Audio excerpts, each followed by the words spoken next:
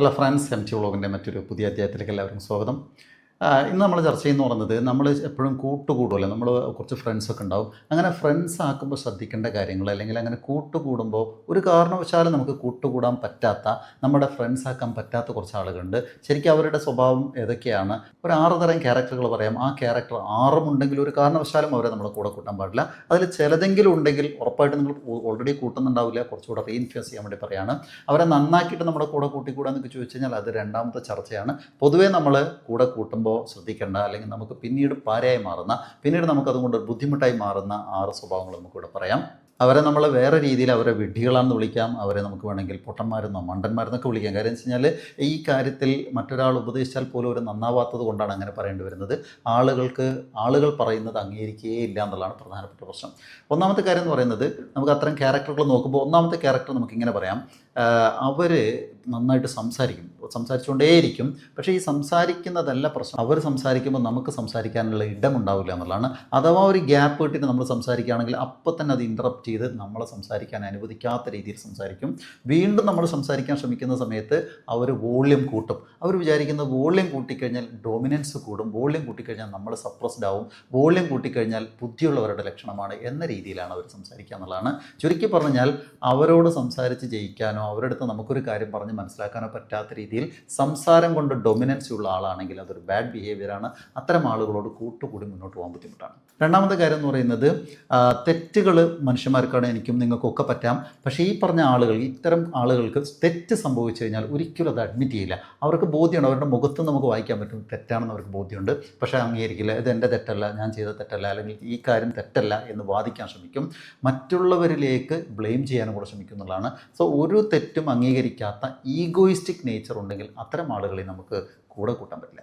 അടുത്തൊരു ക്യാരക്ടർ എന്ന് പറയുന്നത്, ഒരു വിക്ടിം നേച്ചർ എപ്പോഴും ഉണ്ടാവും എന്നുള്ളതാണ്. എന്ന് പറഞ്ഞു കഴിഞ്ഞാൽ, ഞാനാണ് പെട്ടുപോയത്, നിങ്ങൾ കാരണം ഞാൻ കുടുങ്ങിയതാണ്, ഞാൻ ചെയ്തതല്ല. എപ്പോഴും നിങ്ങൾ കാരണം ഞാൻ പെട്ടു എന്ന രീതിയിൽ സംസാരിക്കുന്ന ആളുകളാണെങ്കിൽ ഞാൻ തെറ്റുകാരനല്ല, നിങ്ങളൊക്കെയാണ് കാരണം. ഈ സമൂഹം ശരിയല്ലാത്തത് നിങ്ങളെല്ലാം ശരിയല്ലാത്തതുകൊണ്ടാണ്, ഞാൻ കാരണമല്ല. നിങ്ങൾ കാരണമാണ് എനിക്ക് ഈ ഗതി വന്നത്, നിങ്ങൾ കാരണമാണ് എനിക്ക് ഈ ബുദ്ധിമുട്ടുണ്ടായത്, എല്ലാറ്റിലും ഞാൻ പെട്ടുപോയതാണ് എന്ന രീതിയിലാണ് അവരെന്ത് ചെയ്യുന്നത്, സംസാരിക്കുക. ഒരിക്കലും അവരെ കുറ്റം ചെയ്തും സമ്മതിക്കുകയില്ല. അവരുടെ ആ വിക്ടിം നേച്ചർ മാറ്റുകയില്ലെങ്കിൽ അവരെ നമ്മൾ കൂടെ കൂട്ടരുത്. പിന്നെ അത്തരം ആളുകൾക്ക് മറ്റൊരു പ്രത്യേകതയുണ്ട്, അവർ ഒരേ തെറ്റ് ആവർത്തിച്ചുകൊണ്ടേയിരിക്കും. ഒരു തവണ തെറ്റ് ചെയ്തു, കാരണം നമ്മൾ പറഞ്ഞാൽ അവർ അംഗീകരിക്കില്ലല്ലോ, അപ്പോൾ സ്വാഭാവികമായിട്ടും വീണ്ടും തെറ്റ് ചെയ്യും. അവരെ ബാഡ് ചോയ്സുകൾ ഉണ്ടാവും. ഒരു കാര്യം ചെയ്യരുതെന്ന് പറഞ്ഞിട്ട്, അല്ലെങ്കിൽ അത് ആ സെലക്ഷൻ അങ്ങനെ ചെയ്യരുതെന്ന് പറഞ്ഞിട്ട് ആ ബാഡ് ചോയ്സ് ഒരിക്കൽ സംഭവിച്ചു, അബദ്ധം പറ്റി, വീണ്ടും അത് തന്നെ ചെയ്യും, വീണ്ടും അത് തന്നെ ചെയ്യും, വീണ്ടും അത് തന്നെ ചെയ്യും. എന്നിട്ട് ബാഡ് ലക്ക്, എൻ്റെ ഒരു വിധി ഇതാണ് എന്ന് പറഞ്ഞ് അവസാനിപ്പിക്കും. സുഹൃത്തുക്കളോ കൂട്ടുകാരോ പറയുന്നത് അംഗീകരിക്കുകയില്ല. അത്തരം കൂട്ടുകാർ നമുക്കുണ്ടായിട്ട് കാര്യമില്ലാത്തതുകൊണ്ടാണ് ഇത്തരം ആളുകളോട് കൂട്ടുകൂട്ടരുതെന്ന് പറയുന്നത്. അവരുടെ മറ്റൊരു നേച്ചറാണ് ഭയങ്കര ഇമോഷണൽ ആയിരിക്കും. ഇമോഷണൽ എന്ന് പറഞ്ഞു കഴിഞ്ഞാൽ, ദേഷ്യമാണെങ്കിൽ ഓവറായിട്ടുള്ള ദേഷ്യം, വെറുപ്പാണെങ്കിൽ അത് ഭയങ്കര സ്നേഹം, ഭയങ്കര സങ്കടം എല്ലാം ഉണ്ടാകും. അവരുടെ ഭരണം, അവരുടെ ജീവിതം തന്നെ നയിച്ചു കൊണ്ടുപോകുന്നത് ഇമോഷൻസാണ്.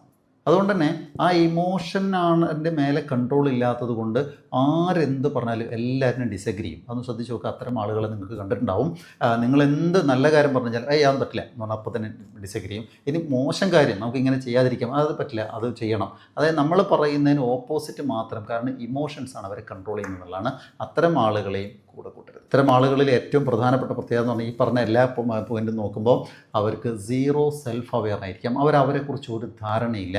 അവർക്ക് എന്ത് കഴിവുണ്ട്, എന്ത് കഴിവുകേടുണ്ട്, എൻ്റെ പ്രശ്നം എന്താണ്, മറ്റുള്ളവർ എന്നെ കറക്റ്റ് ചെയ്യുന്നത് എന്തുകൊണ്ടാണ്, ആ കറക്റ്റ് ചെയ്യുന്നത് ഞാൻ ഏറ്റെടുക്കണോ, ഇങ്ങനെ ഒരു കാര്യത്തിൽ 0 സെൽഫ് അവെയർ ആണെങ്കിൽ അവരെ പിന്നെ കൊണ്ടു നടക്കാനേ പറ്റില്ല എന്നുള്ളതാണ്. പിന്നെ ഒരു ചോദ്യമുള്ളത്, നമ്മൾ ഏറ്റവും വേണ്ടപ്പെട്ട ആളാണെങ്കിൽ, കസിൻ സിസ്റ്റർ, കസിൻ ബ്രദർ, ഇത്തരം ആളുകൾ ഇങ്ങനെയൊക്കെ ആണെങ്കിൽ ഈ ക്യാരക്ടർ വളരെ നല്ല ഒരു മനഃശാസ്ത്ര വിദഗ്ധൻ്റെ സഹായത്തോടു കൂടെ ഇതൊക്കെ കറക്റ്റ് ചെയ്ത് കൊണ്ടുവരാൻ പറ്റും എന്നുള്ളതാണ്. അങ്ങനെ കറക്റ്റ് ചെയ്ത് കൊണ്ടുവരിക. അതേസമയത്ത് സ്ട്രേഞ്ചർ ആയിട്ടുള്ള ഒരാളെ, കൊളീഗ്സിനെയോ നമ്മൾ പഠിക്കുന്ന സ്ഥലത്തോ മറ്റെവിടെയെങ്കിലും പോയിട്ട് പരിചയപ്പെടുന്ന സമയത്തും പിന്നീട് വലിയ ലോങ് ടേം കൂട്ടുകാരനാക്കി മാറ്റുമ്പോൾ ഇത്തരം ക്യാരക്ടർ ഉണ്ടെങ്കിൽ അവോയ്ഡ് ചെയ്യുന്നതായിരിക്കും നിങ്ങളുടെ മാനസികാരോഗ്യത്തിന് നല്ലതാണ് ഈ വീഡിയോയുടെ സന്ദേശം എന്ന് പറയുന്നത്.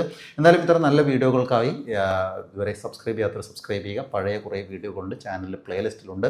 അത് വേണ്ടവർ വാട്സപ്പ് നമ്പറിൽ കോൺടാക്ട് ചെയ്യുക. എന്തായാലും മറ്റൊരു വീഡിയോയിൽ വീണ്ടും കാണാം. അതുവരേക്ക് നിർത്തുന്നു. സ്നേഹപൂർവ്വം ഞാൻ മുജീബ്, MT വ്ളോഗ്.